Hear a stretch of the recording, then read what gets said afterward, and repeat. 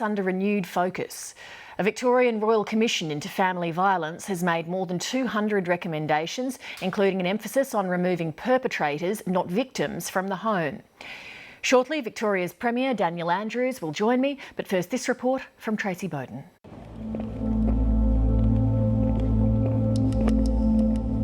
I want to tell everybody that family violence happens to everybody, no matter how nice your house is, how intelligent you are. It happens to anyone and everyone. 2 years ago spoke about the agony of losing her child at the hands of his father.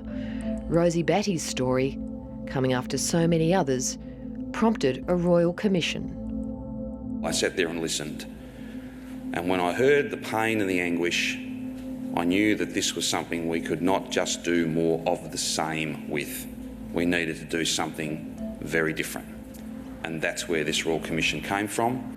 The stories that I've heard have been harrowing, they've been distressing, but I'm inspired by the strength of people and their generosity in speaking to us and sharing their bad experiences. The Royal Commission heard from more than 200 witnesses and received submissions from more than 1,000 people. Among them was this woman who was subjected to long-term abuse with a system that couldn't or wouldn't help. Over a period of 14 years, there was sexual, emotional, psychological and financial violence. This led to me going from being a confident, employed person with a business and new business interests to being someone who was scared to wake up in the morning, scared to go to work, scared to come home. Girlfriends. We'll call her Sally. Eventually she left her husband and took out a series of intervention orders against him, but she says he continued to harass her. I can't even count the number of times he threatened me or he got someone to threaten me. But Sally found the police didn't always take her complaints seriously. At one stage, a constable said to me, "Why are you telling us about more breaches? All you're going to do is backlog the system." Sally developed post-traumatic stress disorder and the process of going to court took its toll. For the 3 months after the final court decision, we were, my son and I, homeless. So we went from a boarding house to a couch to another boarding house. The system that's meant to support victims lets people down badly. Sally's experiences mirror those of so many others. It's stories like these that have driven today's response. The Royal Commission makes 227 recommendations. They include one-stop safety hubs as the entry point for victims, improved support services and crisis accommodation, stronger perpetrator programs, specialist family violence courts, and allowing the sharing of information about perpetrators and victims between key agencies. I'm a law reformer from way back, and sometimes it takes 10 years, sometimes it takes 15 years, but usually in the end change occurs. So I'm confident it will happen and that we will be in a better place in 10 years' time. Kelly didn't need to die. Her death was preventable. And it would not have happened if there were just some key factors followed through by the police. John and Wendy Thompson have been keeping a close watch on the Royal Commission. Their daughter Kelly was killed by her former partner in 2014 after she took out an intervention order against him and phoned police more than 30 times in the weeks before her death. It was as if, they were saying it's okay. The intervention order's there, you take notice of it or you don't, but we're not going to do anything. So he just kept going. Even a neighbour's concerned call to police the night Kelly was killed didn't prompt action. The caller was told, "Oh, don't worry about it, call us back if you hear screaming or breaking glass." Kelly's parents hope that the changes proposed today will protect other women from what their daughter endured. All the failure we went through, like what had failed my daughter, they're changing all of that now, according to this, so... What failed Kelly was no continuity within the system. And it's not enough just to say that it was systemic failure, because that failure starts at the top. I've had hundreds and hundreds of clients with dreadful outcomes because of systemic failures. I've had 5 of my clients murdered. So for me, something had to change. This is the day where we can actually hope that a turning point has arrived. Janine Marnie has worked in the family violence sector for 30 years. She believes today's report will make a difference, but she's calling for a national accountable approach. We need a National Commission for Inclusion and Safety for Families reporting direct to the Prime Minister. We then need similar commissions in every state and territory that will be reporting up to the National Commission. It will keep us in a position where this is of a high priority for government, the corporate world and the community.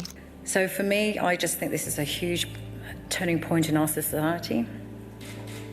It would have been great if it happened decades ago, but it hasn't.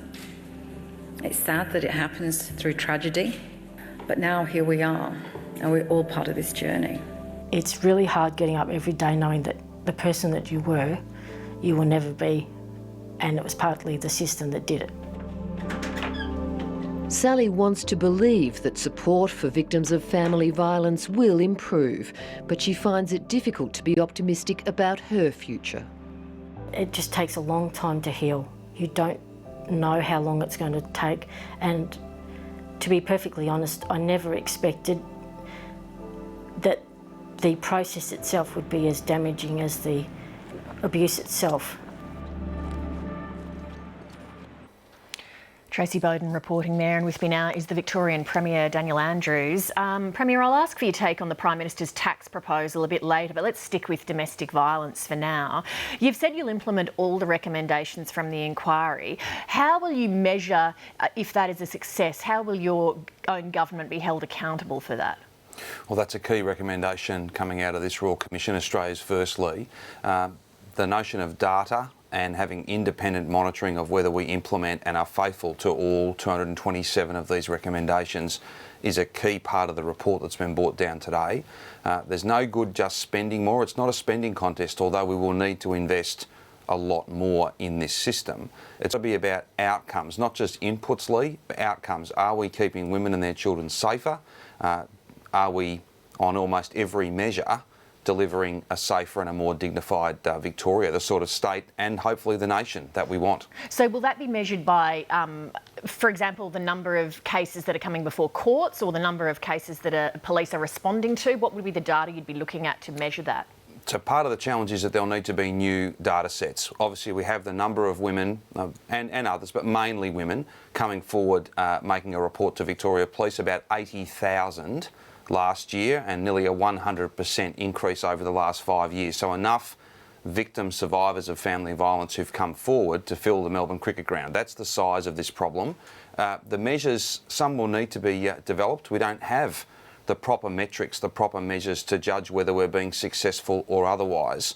I think we know the system has failed many people in that it's not actually a system, Lee. It's a series of disparate services filled with people of passion and great effort, and people who struggle and work so hard against the system almost to keep people safe. Well, that's a story we hear time and time again, that there would be warning signs from police, hospitals, social workers and so on, and the dots aren't put together. Will there be some sort of overarching coordinating body that will now try to bring those threads together? There will. So there'll be one agency that deals with all the government's efforts. So regardless of portfolio, regardless of all the silos that have dominated our thinking over so many years with this, there'll be central coordination. There'll be a common risk assessment framework. So you assess each victim's risk and then put in place steps and a plan to deal with that risk.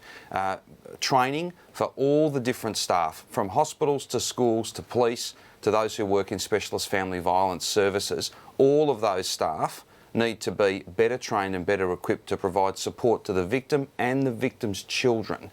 We can't forget kids in this. So new measures and a determination to be accountable and a much more connected system where we're sharing information, we're sharing data, we're building evidence, and we're making sure that it is truly a system that keeps people safe. You had a conversation with the Prime Minister, Malcolm Turnbull, this morning about domestic violence. Is there some sort of coordinated action you'd like to see from COAG on Friday around this?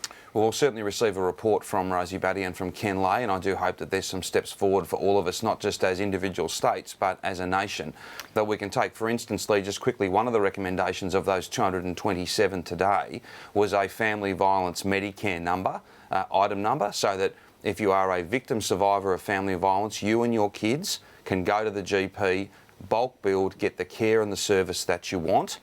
That's a simple thing. Yes, there's a cost involved, but they're not costs really, they're investments in a more decent Australia, one where women and their children can be safe and where those who do the wrong thing can be appropriately punished. Let's turn to other issues relating to COAG. Sure. What do you think of the Prime Minister